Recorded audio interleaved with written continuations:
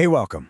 Today we're going to break down a political tool that is so powerful it has literally changed the course of history. And you've probably heard it being used in the news, maybe even this week, without quite realizing what it is. So let's get into it. Blood, poison, purity. These words, they feel really primal, right? Almost medical. But what happens when they're not used to talk about a disease, but to talk about people? Well, that's when things start to get really dangerous. So what do we actually call this thing? Well, there's a specific term for it, for using the language of biology in politics. And just understanding that term is the first big step. It's called biologization, and here's the core idea. You take a really complex social issue, like, say, immigration or a political disagreement, and you describe it using biological terms. Suddenly, you're not talking about people with different ideas or backgrounds anymore. Instead, you're talking about an infection, a contaminant, or a threat to the body of the nation itself. Okay, so you might be thinking, it just sounds like a strong metaphor, but it's not. This kind of language is uniquely dangerous for a very specific reason. Because the second you frame a political problem as a disease, you're not having a debate anymore. You're basically performing what feels like medical self-defense. All of a sudden, compromise looks weak, negotiation seems naive, and really harsh policies can be sold as just unnecessary therapy to cure the sickness. The conversation completely shifts from the world of politics into a raw fight for survival.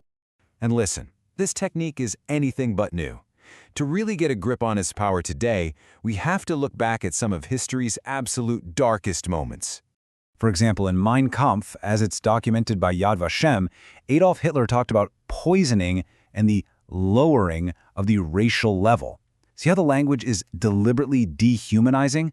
It frames entire groups of people as a contaminant. Now, to be perfectly clear, our goal here is a scientific analysis of the rhetoric itself. This isn't about comparing individuals, but about examining a very specific political tool and how it works. All right, now let's jump from the past to right now, because this exact same rhetorical structure keeps popping up in modern political conversations, and it's so important that we see the pattern. So, on December 16, 2023, as documented by Reuters, Donald Trump made the statement that immigrants are poisoning the blood of our country. And again, our focus here is purely analytical. We're looking at the statement, the date it was made, and the specific words used so we can understand the rhetorical effect. So here's the crucial point. We need to analyze the mechanic of the language. It doesn't matter if the word is poisoning, parasites, or disease. The function is basically the same. It frames human beings as a non-human threat. And what this does is it naturalizes the idea of exclusion. It makes getting rid of people seem less like a political choice and more like a simple biological necessity. Okay, so we've seen what this language is and where it shows up. But why does it work so well? Let's break down the actual psychological function of this kind of metaphor. It usually works in a three-step process, kind of like a playbook. First, you create a scapegoat. It's way easier to blame a specific group for big, complicated national problems than it is to actually solve them. Second, you mobilize fear. Words like poison signal an immediate, you have to do something right now kind of threat. And third, you legitimize your actions. If you've identified a poison, well, the next logical step is to purify the system, right? And that's the word you can use to justify some pretty extreme policies. Understanding the problem is absolutely the first step. But the next and maybe more important step is knowing how to respond. So let's build a little toolkit for critical thinking. So what can we actually do? How can we analyze this rhetoric and push back against it?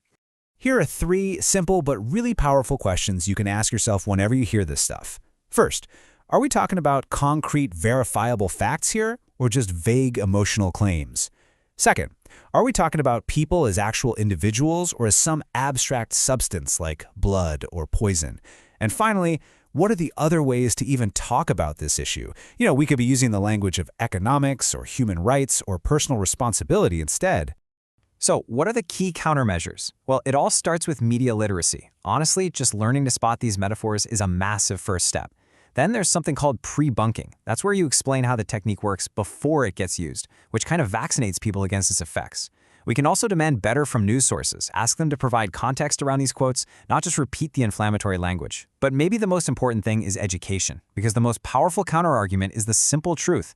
Healthy societies aren't pure. They're plural, they're complex, and they're held together by the rule of law. So the question I'll leave you with is this. Now that you can see the trick, how will you listen differently?